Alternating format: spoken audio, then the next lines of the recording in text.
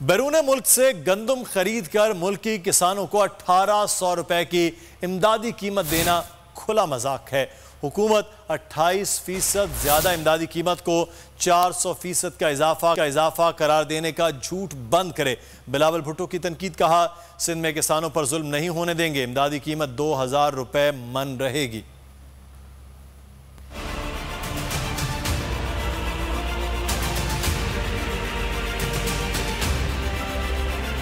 गंदम की इमदादी कीमत 1800 रुपए मन। बिलावल भुट्टो की हुकूमत पर कड़ी तनकीद, किसानों के साथ मजाक करार दे दिया। चेयरमैन पीपल्स पार्टी ने कहा कि सिंध में किसानों पर जुल्म नहीं होने देंगे, इमदादी कीमत 2000 रुपए मन रहेगी। पंजाब, खैबर पख्तूनख्वा और बलूचिस्तान के किसानों पर जुल्म के जिम्मेदार इमरान खान हैं। हुकूमत 28% ज्यादा इमदादी कीमत को 400% का इजाफा करार देने का झूठ बंद करे।